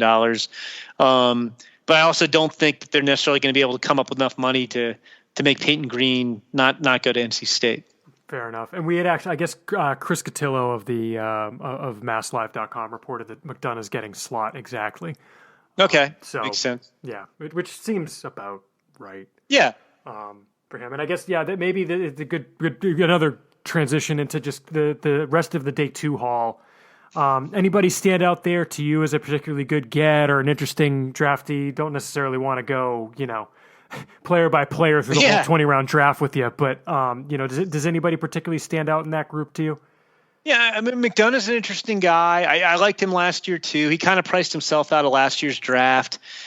Switch hitter, super versatile, caught in high school, went to NC State as a catcher, but they had Patrick Bailey, who wound up being a first-round pick. Mm-hmm. They announced him as a second baseman. He's played a little of second and third in college. He spent most of his career in center field. Kind of play all over the place. Added a little more strength and power this year, maybe slowed down a little bit, but he'd still hit over power, solid runner. One of the guys he gets compared to is Brock Holt. It's kind of that multi-positional grinder who can do a bunch of different things. Hickey's interesting. I like the left-handed bat more than I like the catching. With Hickey. I think it's a bat over a catcher, but interesting left-handed bat. Tyler Miller got off to a real hot start and then cooled off, but what was interesting with him, they announced him as a third baseman. He played first this year. He was drafted out of high school as a shortstop, played shortstop in junior college, has played a little third base previously at Auburn, but he might be, a power over hit, 20 home run third baseman. Like, I'm not saying he's going to be this good, but when I think of, guy who went in the 9th round out of college and had some power and weren't necessarily sure he could play third base and he hit left-handed. Well, that was Travis Shaw 10 years ago. I'm not saying he's going to be Travis Shaw. I think Travis Shaw turned out to be better than everybody thought he was going to be. But you got kind of some parallels there. And then Wicky's just kind of an interesting guy where, guys saw him up to 99 with a hard slider. He gets hit a little bit, but he only pitched 12 innings this year. He had back issues. He had shoulder issues. He had Tommy John surgery back in 2018. He was a sinker guy in the past who became a four-seam guy this year and started popping some big velos. But, he's a fourth-year college guy. I think he was I can't keep track with COVID. I don't know if he was a redshirt junior or if he was like a double sophomore with a year for redshirting and a year for COVID. But, you got a guy who throws, upper 90s with a hard slider for basically $50,000 in the 10th round. That's not bad at all. And it's funny, you mentioned kind of the hard throwing, and that brings to mind with 2 drafts now of the, I guess people always want to put the draft on the GM / whatever you're calling the position in the case of Chaim Bloom, but it's also a lot of the amateur scouting director, and really Bloom hasn't brought in his guys really yet. I guess he can't, but this is still a lot of the same guys. Paul Taboni's been there. Mike Rickard is still there in a different position, and they've got a lot of the same scouts. But 2 years into this, I guess we'll call it a Bloom Taboni draft regime here. Are we seeing any types or archetypes of players that they're interested in starting to come up? Because it seemed like a lot of the right-handers they took this year, maybe not Wyatt Olds or and Elmer Rodriguez is kind of his own animal as a really long-term projection guy, but it seemed like a lot of guys who throw hard, or is that just kind of like what these guys are now in the driveline era? I think it's kind of early to say, because last year, it was a weird draft. It was 5 rounds. They didn't have a second rounder. They did the Nick York strategy. I don't think so. We can look at last year and this year and say they've only taken hitters in the top 3 rounds. Now, right. The Rays do a lot of that. The Rays take a lot of hitters early. Mm-hmm. But I don't know if I'm ready to say, that's Chaim dictating we're taking hitters in the first 3 rounds, damn it, because pitchers are too risky, or that's just the way it works. Honestly, Marcelo Meyer's looking at you at 4. Right. And Judd Fabian's there at 40. And like I said, I think they would have taken Jack Leiter if he was there at 4. He just didn't get there. So I haven't read too much into what this Bloom, Rickard, Taboni trinity, did they have a definitive strategy that we could put our finger on? Ian, anything else on this group of Red Sox players? Because I've got some kind of more general draft things I wanted to run by Jim, but this particular draft class, do you want to ask about? Yeah, I think on Nico Cavadas, Right. just a little bit on him, since he seems, as you said, he was someone you were pretty interested in going into day 3. He's someone who it's going to come down to the bat, right? He's just going to have to hit for power and mash, and if he mashes, then he can get to the big leagues. There's not a lot else there. Yeah, I mean that's true. You know, he led the NCAA in homers per game. He tied for third with 22 homers. You know, I think he tied for the Cape League. It's so weird. Like the Cape seems like it was so long ago. The last time there was a full Cape Cod League season before this one, he tied for the lead in homers. He tied for the ACC lead in homers during the COVID season. First 2 at-bats of this year, he homered twice off of first-rounder Ryan Cusick from Wake, including a bomb over the batter's eye in center field on a 99-mile-an-hour fastball. All that said, yeah, I mean, you're buying power there. But he did make better swing decisions this year. His approach seemed a little bit more polished. I think he's even said like he concentrated on, just really trying to focus on his approach. I mean, he's 22 years and 8 months old. He played some third base early in his career, but he's first base DH. It's like a 20 runner with a 40 arm, below average range, but he works hard. I mean, I had one scout compare him, thought he could be like an Eric Hinsky type with less defensive versatility. But I mean, I just think, I mean, again, I don't think they're going over slot on day 3. Like, I think they're spending their money on days 1 and 2. So like, if you're looking at guys you could sign for slot, which after the 10th round is $125,000, because anything over that counts against your pool.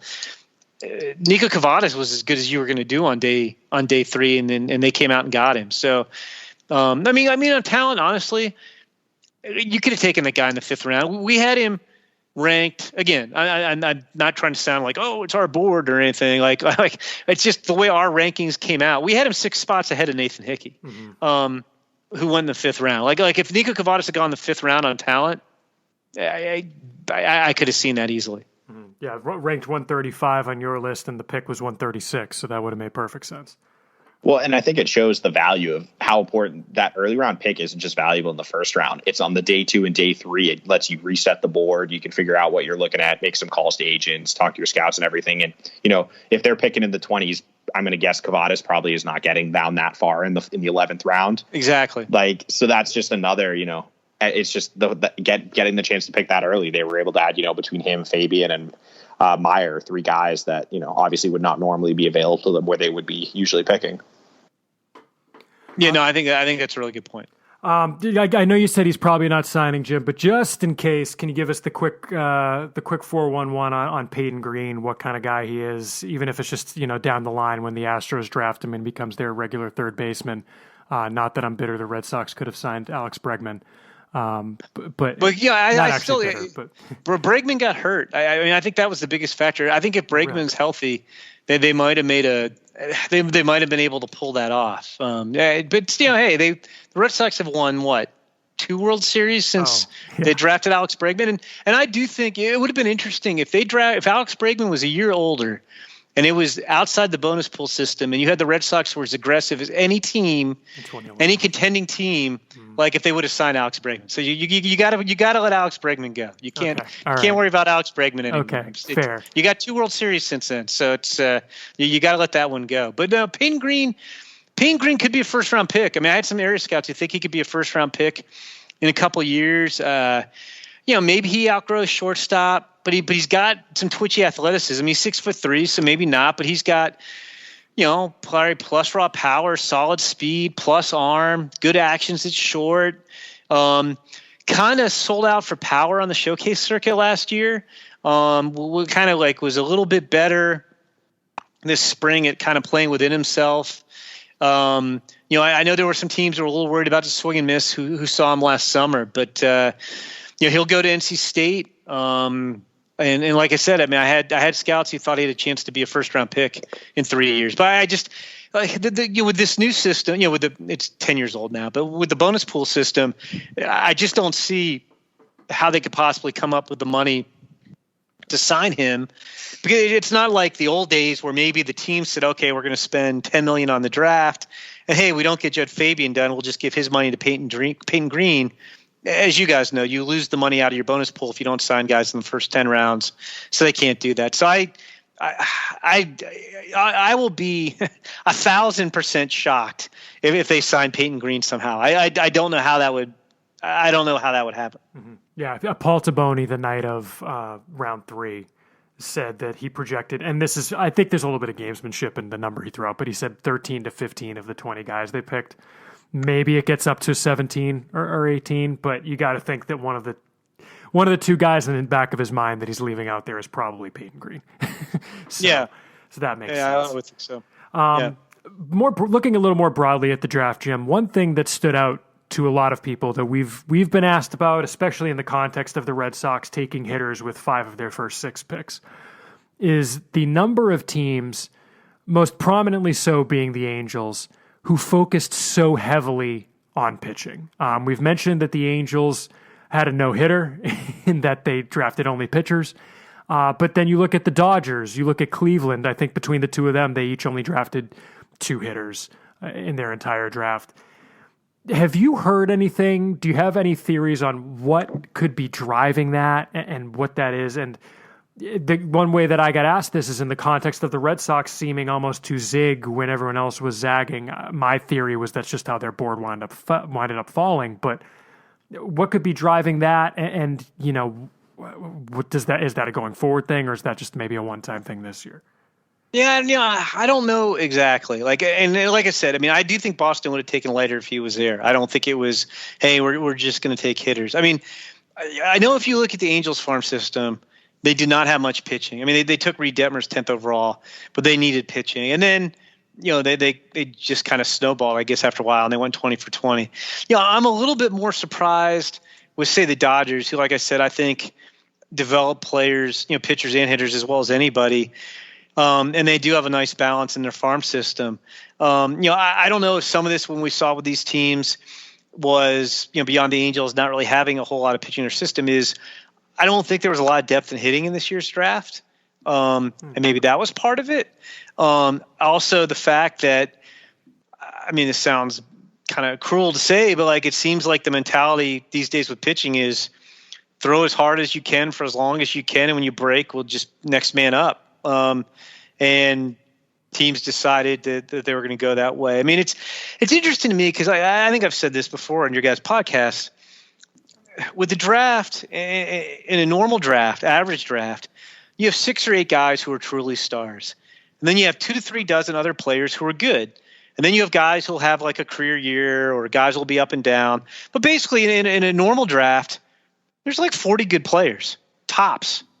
And we drafted 1,200 something. If you say, oh, I'm only going to take pitchers, you're eliminating, maybe it's not 50-50, but let's say it's a great year for pitching. You're still eliminating 10 or 12 hitters who are going to be pretty good. You just so I've never understood the demographic-based draft, because I just think you can't draft in absolutes. Like even, the Cubs got so much credit for years. And look, Theo's a Hall of Famer. Like everybody's going to remember Theo fondly in Boston and Chicago. But the Cubs, they're drafting the best college hitter every time in the top of the first round. It's brilliant, and they won a World Series. Look at the Cubs now. I think they won one postseason series after the World Series, and that the Nationals basically threw away. The Nationals should have beaten them, and it was because the Cubs. I know Theo's gone now, and Jed Hoyer's still there. They still haven't developed any pitching ever. And so, and again, I'm not saying it was dogmatic, but this whole notion of oh, the Cubs are so brilliant because pitchers are risky. They're just taking hitters at the top of the draft. Well, you need pitching at some point. So I don't know. I mean, I'll admit I've been running around like a madman since the draft ended. As you guys know, I just drove to Champaign, Illinois and back to get my daughter's stuff out of her apartment because her lease is up. So I haven't followed up with teams to ask, why they did, these individual things. But I don't love the, hey, we're going all in or 90% in on pitching, because I just think, if not picking on the Dodgers. Dodgers do a great job, but like, so Dodgers' first 15 picks are pitchers, which I'm going to assume was purposeful. I don't think you could do that accidentally, But like at some point, at one of those picks, there had to be a pretty good hitter on the board, and they just chose to go all pitchers. I don't. Well, I'll be curious to see how it works out. Interesting. Ian, you had a good question to ask. Yeah, I was just wondering, have you heard from teams and just your kind of thoughts on the impact of the later draft or the draft date on kind of just the draft itself? Because it seems, just looking at the Red Sox specifically, they took, I think, like 5 guys who participated in like the draft league or were pitching in various other summer leagues right now and have had pretty good performances there. And I'm sure there's, other examples of, teams taking guys that are playing this summer. Has this later draft, do you think, made a big impact? And do you think it's something that will continue, or is it going to be probably back earlier, since it seems like the teams don't really like it? The teams hate it. The teams hate it. If you had 30 teams vote, 30 teams would vote to have it back in June. Yeah. I don't think it's moving back. I know MLB, wants to try to make the draft a bigger deal and have it be part of the All-Star game and have more of a spotlight on it. And I believe, again, I'm still recovering from the week that was, but I believe ratings were up. So I don't think it's moving anytime soon. I don't know how much. I don't think it made a lot of impact on a lot of guys. Like for instance, the College World Series, like did it help Will Bednar a little bit? It did, but he was pitching himself into the first round before the College World Series. The Combine, Judd Fabian was at the Combine, and I'm not saying that's why they drafted him, but Judd Fabian took BP and took some balls in the outfield. You've seen Judd Fabian for years. Like, watching Judd Fabian hit BP isn't going to move the needle on him. Did the draft league help some guys, some smaller school guys who maybe didn't get a lot of exposure? Sure. I think it could, but I don't think there were a lot of draft league guys who factored very early in the draft.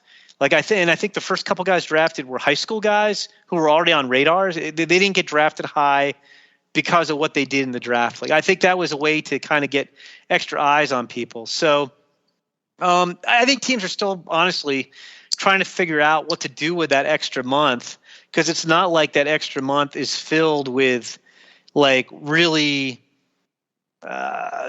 beneficial or new scouting opportunity. Most of the guys at the Combine had been scouted very heavily before they got to the Combine. Maybe that's not necessarily as true in the draft league, and so I think it did help you guys, particularly on day 3, maybe in the draft league. But I think teams are still trying to figure out what to do with that extra month.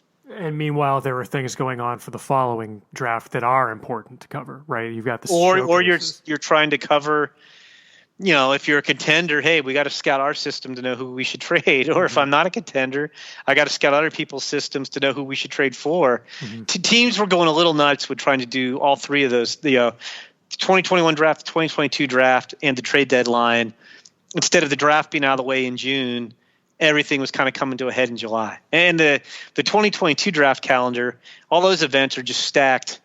It's PG National, then it's PDP League, then it's East Coast Pro, then it's it's just one on top of another, right? And they had the high school All-Star game, so it's making those things a little bit more difficult. Maybe one last draft question that'll serve as a transition into maybe some quick talk about the system, Jim. How many of the players they drafted this year, presuming the guys who we think are going to sign, and no Peyton Green, about how many do you think wind up in your top 30? You've got a Meyer and you've got a Fabian, seem safe bets, but beyond that, how many others do you think maybe sneak in? Which might be a little bit unfair at this point, but no, I'd say I could see 5 total. We talked about I'm inclined. I have not begun work on this yet. I'm inclined to put Meyer 1. I think Fabian is in that. He's in the 6 to 10 range somewhere. I think. Where do you guys think you're putting Fabian? Maybe a shade lower than that, but it's again, it's as things shuffle and our guys. Yeah, and I haven't looked. I was just but I have Blaze Jordan 10. I think Blaze Jordan comes with swing and miss issues too, so I'd put Fabian ahead of Blaze Jordan. But anyway, we had that same conversation. I would definitely take Fabian ahead of Blaze Jordan based. Yeah, we've got more Jordan defensive value too, because Blaze exactly. So you have that, and then I think Mcdonough winds up, on the list somewhere. in the 16 to 30 range. Hickey. I think Hickey and Cavadas could make the list too. So I could see 5 guys. Mm-hmm. Like a lot of it comes down to 2, and I have to do look into it is like how many guys have played their way off the list. Like I have Rafael at 30. He's not having a great year. Jacob Wallace I have at 29. Yeah, he's not going to be on there. Yeah, Sardo's hurt. Like, so what do you do with a relief pitcher who's hurt? And on and on and on. So like I could see. I'd say probably 5. Fair enough. Speaking of guys having years, one having a great year made his major league debut last night in Jarren Duran. I think right now he's having not been able to update yet this year. Duran's number 3 on your list. Obviously, with Meyer going in, it might kind of push it. If Meyer's 1, then obviously Duran's not 1. But relative to maybe everyone else, how has Duran raised his kind of stock in your eyes, and what do you see him as at this point? What do you think is realistic this year? And I guess what do the Red Sox really have here in your estimation and what you're hearing on Duran? Well, I mean, like everybody else, you heard last year, okay, he went to the alternate site. He's added some loft. He's using his legs better. Red Sox think he could be a 20-homer guy. And that's all well and good. Like, and he's great in winter ball, or more in the winter ball postseason. But it's like, I'll admit, like, he was not on our postseason top 100. He's on our current top 100 because his guys graduate. We put him on, right. And I'll admit I was the reason. I was the guy who probably was the lowest on him, just from the standpoint of, man, he really struggled as great as the start of his career was. He struggled in Double-A a lot in 2019, and I just I want to see it. I'm hearing all these great things about his swing, and he's driving the ball more, and this and that. Let's see it. Well, he's got 15 home runs in Triple-A, so I'm a believer that the power's there. I think he's going to trade some hitting for some average for some power, but you've got a guy who's got plus speed. I'll go at least 20 home runs on him. I'll buy that he has at least average power. Speed's going to help him get on base. He's a factor on the bases. I think there's still questions. And I saw again. It was 2 years ago. I've not seen a lot of him. Certainly not in person. But I saw him in the fall league 2 years ago. His roots were terrible. He could outrun his mistakes, but he took bad roots to balls a lot. So I think I'm still. I guess I'd hedge I'll go average center fielder because he can really run and he can get better and he was a second baseman. But that to me is the question to me is he an average center fielder? Can he be better than that? Is that stretching it? And I think that determines his value. But yeah, I am torn. And I'm not. I'm all big picture, and I'm always, I'm the guy ranking Blake Swihart super high shortly after he gets drafted. As Mike Hazen will remind me if I talk to Mike Hazen about Blake Swihart, but which was fine. I'm not afraid to rank, Marcelo Meyer 1. I'm when I'm ranking, I'm basing long-term value. Mm-hmm. I'm not just saying ceiling because you have to factor in floor. Right. But anyway, all I was gonna say is I really like Tristan Casas when they signed him. I really liked him since. I'm a little torn on Duran versus Casas because one guy's a center fielder. Let's call him an average center fielder. The other guy's a first baseman. There's a huge difference in positional value there. So I'm a little torn on that one. But Meyer, barring something shot, Meyer will be 1, and Duran versus Casas, they'll be 2 and 3 when I do. Well, our new list will be out. That's the other thing. The schedule sucks because the signing deadline's after the trade deadline. Right. And we talked about this, we usually would have our list done about now, which also would have been kind of physically impossible, but so they'd be updated for the trade deadline. But we talked about it, you can't have it be okay, we'll have our list come out next week and Marcelo Meyer's not on any list because he's not pro. And then he signs with the Red Sox, and he goes to number 1 on the Red Sox list and bumps a guy off. And then we throw him in, and I'm just making this number up, number 22 on the top 100. And then Judd Fabian signs. And Judd Fabian goes on the Red Sox list at number 7. And we can't be updating the lists every 5 minutes when a draft guy signs. So we're going to have to do it after the August 1st signing deadline. Sure. And it's just really screwy. I'm having a hard time wrapping my head around that part of it. And then I guess talking about the futures game also was in conjunction with the draft this past week. The Red Sox had two participants at it. One of them was obviously Jeter Downs, he had an up and down year with AAA, but he's young for the level, kind of basically skipped AA. The guy I'm kind of more interested in talking about, and I don't know if you were able to attend the futures game because of the great scheduling that made it basically up against the draft. But what are you hearing about Brian Bayo and kind of the breakout he's had? And I think he had another good start in AA last night. Yeah, well, it's crazy. I actually opted out of the futures game. I was like, there's too much going on with the draft. If I'm at the futures game, I'm going to be dealing with the draft. Like, it was just too. Jonathan Mayo broadcast futures game and then came over to the draft. I do not know how he did that. Jonathan is insane, but he did that. That's impressive. That's very impressive. I just was not up to doing that. He's a better man than I am in terms of that. But no, I mean, I think what's exciting about Bayo is like we heard again, like last year was all like basically hearsay. Like the alternate site. Which I don't think he was at, but like the alternate site was all hearsay because nobody attended. In instructional league, some people if you allowed other people to scout your instructional league, you could scout others. So you could get out of organization opinions on instructional league. But again, I mean, you're talking about instructional league after guys didn't play all season. So not every pitcher, but pitchers' arms were fresh. Guys were throwing harder than ever before. So I'm sure you guys heard the same reports we did. Mm-hmm. Bayo's sitting at 95, touched 98 in short stints during instructs. Yep. His mid-80s slider, changeup showed some signs of becoming a plus pitch. And it's like, okay, that's great. And I even heard spring training, same thing. Again, it's short stints. And you're like, okay, that's great. But like, Brian Bayo is not going to get 6 months off out every year to not do anything and then, throw an inning or two at a time. What's it going to look like in games? And the encouraging thing, like, so where was he on your preseason list? How high did you have him preseason? I can pull it up. I had him 18th or so. Like he may have moved up a spot because guys, but I had him 18th. 24. Yeah, well, good. You guys had him roughly what I did. But like Bayo belonged. I'm looking at you guys have him 7th now.